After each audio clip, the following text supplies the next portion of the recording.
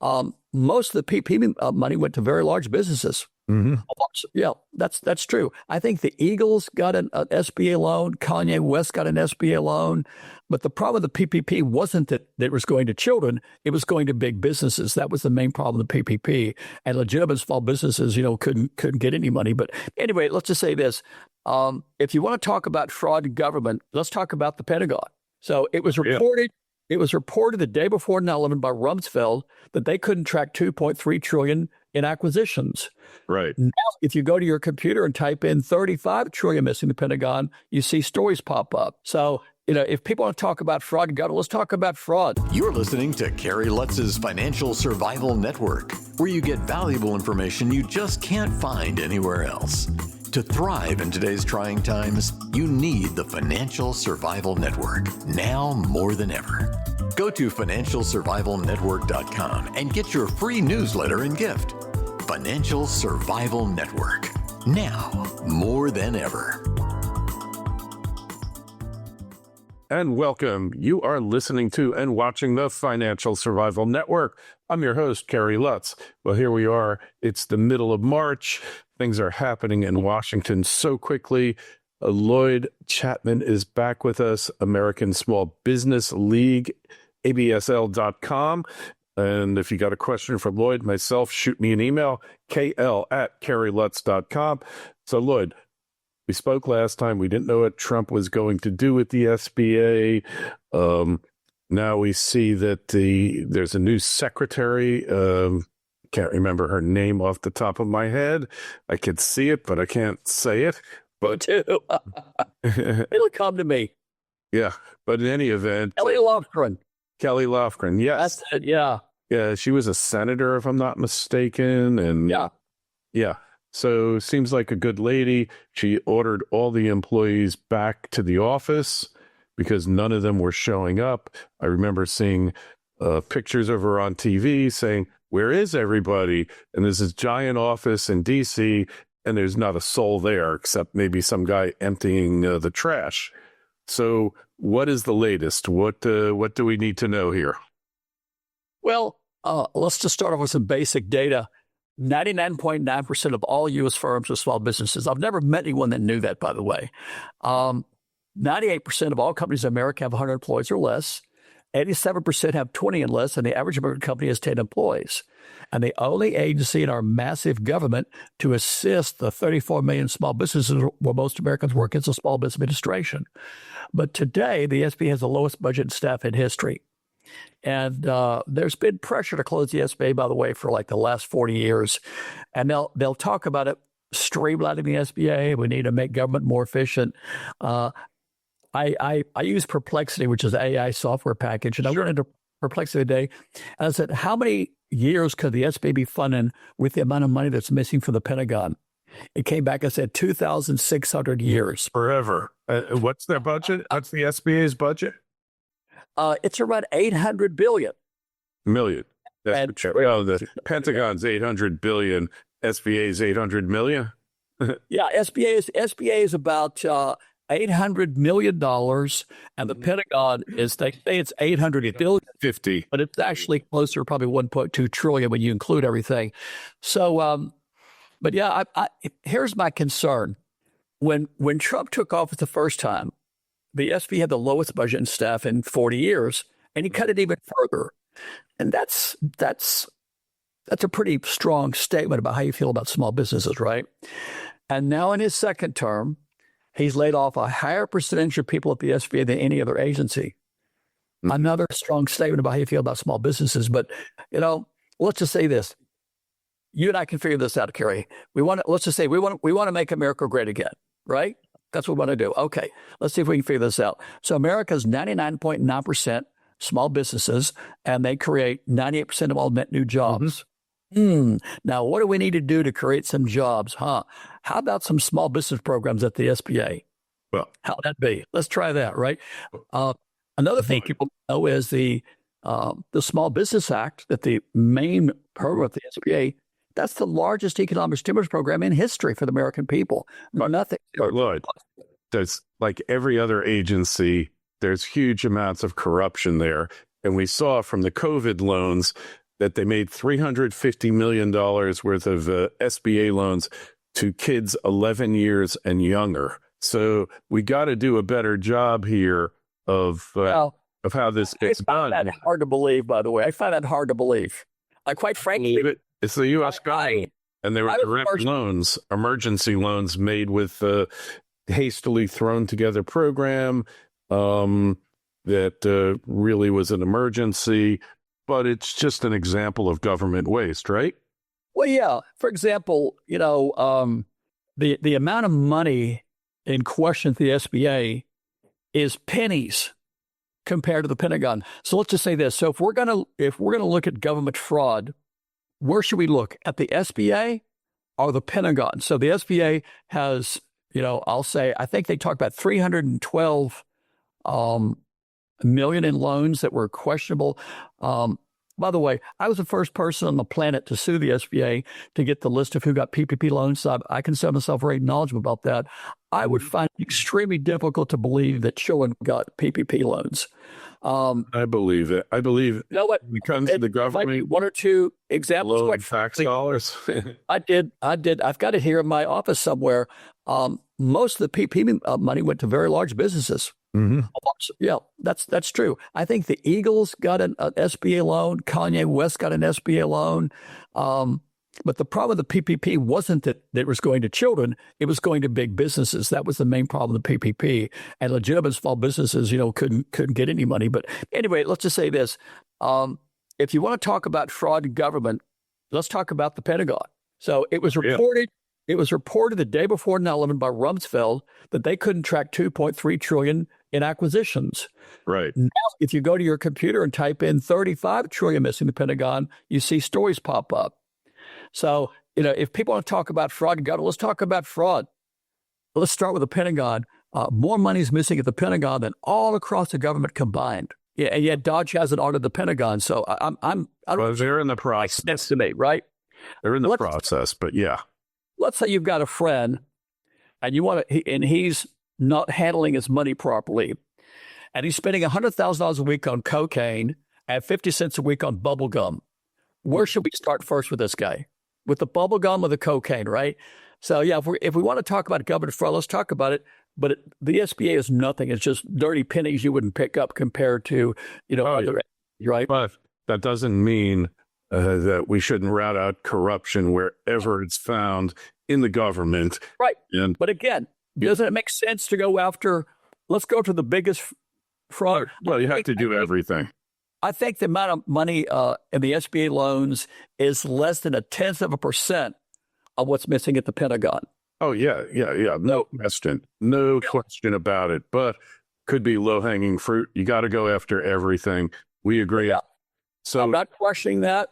And by the way, to me, it just makes sense.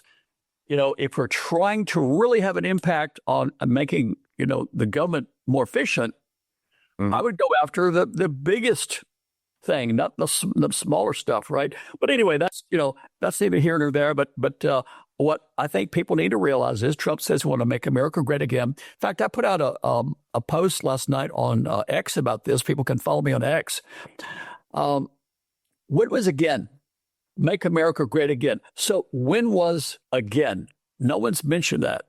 So can we agree, Kerry, that America would be great again if there was no deficit? Can we agree on that?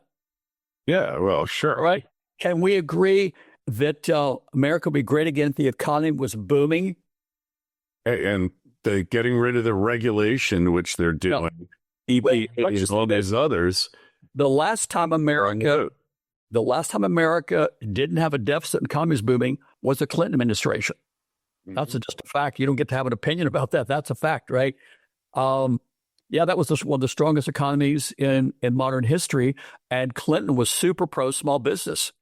So again, you don't have to be a genius to figure this stuff out. I agree, but look, what is better for small business? Getting loans for them or getting the government the hell out of the way? Because like in places like New York and California, they make it completely impossible for you. And even in places like Florida, where I am now, and in more laissez-faire states, shall we say, Still difficult. So what will be better? Getting rid of the regulation or giving people more money? The best thing would be to comply with the Small Business Act of 1953 and the largest economic stimulus program in history of America, and give the middle class the 23% of all contracts that the law mandates. That'd be the first thing. And then if you look at regulations, I'll tell you something, I've heard this for many years. There are regulations that I think are unnecessary, but generally speaking, when people talk about regulations about small businesses, they're really talking about regulations that big businesses, want to get rid of, right? But yeah, anyway, it would be much better. Again, if we want to make America great again, if that's your goal, you got to realize, number one, America's 99.9% small businesses. Sure, of course. The only agency to help them is the SBA. Number three, the largest economic stimulus program for the American people is the Small Business Act. Let's get that implemented. And that hasn't been implemented. By the way, if you go to your computer and Google Fortune 500 firms getting small business contracts, there's a multitude of stories. I actually prompted the first federal investigation into that, I think, in 2002. Mm-hmm. And I found thousands of the largest companies in the world getting federal small business contracts. I prompted a congressional investigation. The Associated Press wrote a story about it in every newspaper in the country. And it's still going on. So it's 2025. And in 2022, I testified for Congress that AT&T was getting small business contracts, right? And it's still going on. So again, if we want to make America great again, you got to realize America's small businesses, the SBA is the only agency to help them. Yeah. And I agree with you. I've always been in a small business myself, but I've always avoided the government. What are the most dangerous words in the English language? Is we're here to help. Yeah, I'm here to help. Like break out the Vaseline, right? Yeah, I'll tell you something. Here's another thing that people don't understand. The Small Business Act is an economic stimulus program. And let's just say if you're a school teacher in Miami or you work at Disney World in Orlando, you should be concerned about the SBA having the lowest budget in history, because when that money goes into middle-class economy, it creates, prosperity, and there's more money for everybody. But people get confused. They think, well, I've got a barber shop, in Fort Lauderdale. Why do I care about the SBA and government loans? It's the largest economic stimulus program in history for the middle class. Nobody knows that. I'll tell you something fascinating. I'm surprised that no one knows about the Census Bureau data. It's quite surprising. Here's another statistic, by the way, that nobody knows. Women are half the population. They own 42% of business in America. And every year of your life, Kerry, companies owned by men have gotten over 95% of all federal contracts. Nobody knows that. I've never heard a women's group on television complaining about that, right? I'm going to throw a number at you. Yeah. Right? Just look this up. The SBA 7A loan program, right? You know about that? Do you know what the loan default rate was for 2024? No, but it's pretty high. It's actually extremely low, like lower than the credit card default rate, 3.69%. That was the default rate on SBA loans? Yeah, for 2024. Wow, that's bad. You know what? Thank you, Kerry. I did not know that statistic. That's fantastic, right? That's lower than the credit card default rate. Yeah. Well, again, the SBA doesn't, loan money. The banks do. So you're getting a loan from your bank. You can't count. Banks are very careful. You got to have collateral, all this kind of stuff. So I guess that doesn't surprise me. But let me give you some more numbers. All right, go ahead. Love this better. You know what the rate was in 2020? No. 1.02% with a charge-off rate of 0.15. Wow. 2022, 2%. All right. 2023, for acquisition loans of all sizes, 1.04%. That's the default rate? Yeah, that was the default rate. And that increased. Now, what do you think now about the SBA lending program too? Wait a second. It increased by Okay. No, let's go to 2022. The small business default rate increased from 2% in December 22 to 3% in 23, which is below the historical rate of 6.4% in October 09. Don't forget, in 09, we were having the worst recession. Sure. Correct? So, where are you getting that information? I'd love to see that. Off of Google, and I will shoot it off to you. So the point Send it to me. the point is, they've,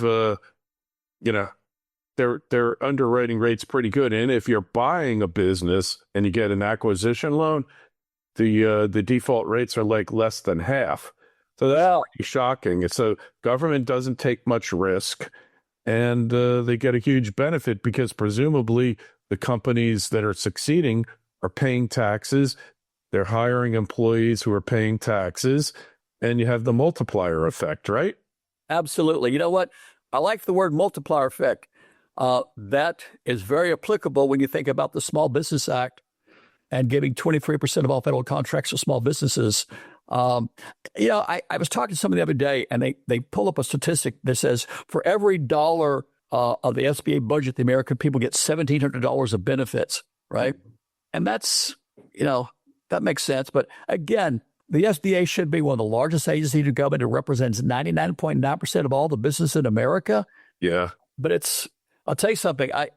I've been predicting on social media that they'll try to close the SBA within the next, I'll say, 60 days. Really? Yeah. Well, I've been in every office in Congress.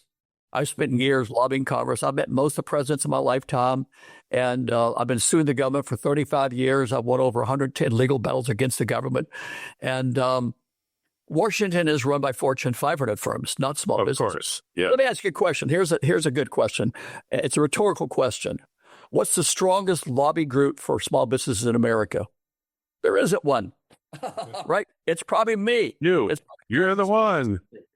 Yeah. You're the one, Lloyd. It's all up to you. The fate of small business in America is resting in your hands. I put a challenge out on X a few months ago. I said, I've got $1,000 reward for the first person who can find anybody in America on television more than me objecting to the government giving small business contracts to Fortune 500 firms. Nobody could do it, right? About 10 years ago, I hired a guy named Daniel Swerdling, and I wanted to do some research about my media footprint in America. And I said, I think my media footprint is 10 times bigger than anyone else. He came back and he said, your media footprint is 1,000 times bigger than everyone combined that is involved in, small business advocacy, right? But it shouldn't be the way. There should be 100 guys like me, right? But you're a small business evangelical, right? Yeah, there should be 100 guys like me. I'll tell you something funny. My life changed about 20 years ago when some article came out and said I was a modern-day Cesar Chavez for small businesses. The government didn't like. The government says, no, that's not going to happen. We're not going to. That's not. You don't like him. You don't like him. He's young. Yeah. Yeah, they didn't like that. So I used to. People used to write so many stories about me without even talking to me. So as I was having breakfast, I would Google my name and find the new stories and put them on my website, right? So on Monday, I Google my name, and there was about, I would say, 50 pages on Google of stories about me.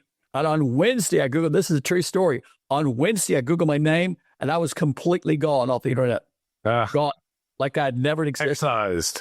You know what? I hired Google consultants, and it turned out that Google did it. Of course they did. Yeah. Well, at that time, I was, no matter who the president is, by the way, I'm not happy with him, quite frankly, no matter who the president is, Fortune 500 firms get small business contracts. The SBA's got a teeny tiny budget, so I've sued every president, I guess, since Reagan, right? But, and I was on TV talking about Obama. I went on the Neil Cavuto show and I called Obama a con man, a liar. And that's what got me, this is back before the word canceled was in the culture. I got canceled. Hey, I would have thought that would make you popular. He should have been proud of that, right? You know what? Well, it turns out that the guy that was president of the company that owned Google was personal friends with Obama. I think his name was Eric Schultz. And as a favor to Obama, he, wiped me off the planet. I got letters from I was a popular blogger on the Huffington Post.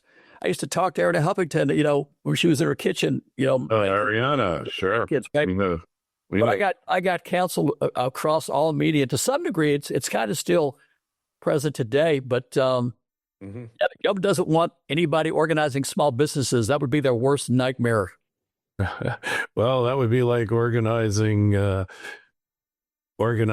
people to cross party lines and to really unite. They don't want it, right? And if we could unite from our economic interests, then we certainly could unite otherwise. Hey, so I don't know, Lloyd. Trump, though, the Trump organization deals with thousands and thousands of small businesses. It's not like Trump is not educated about the benefits of small business. Well, again, I've worked on 6 presidential campaigns. When I was a child, I remember going to elementary school with a pen that says, "I like Ike." My father was a Republican, right?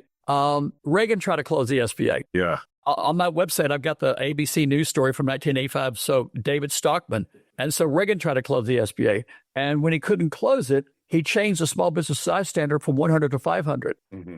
Think about, we're boxing and you've got the, middleweight weight is, 170 and you raise that to, 300, right? So that's what they did. They in changing the small business standard from 100 to 500, you forced the average American company with 10 employees to compete with companies with up to 500 employees. You can't do that. You can't really compete, right?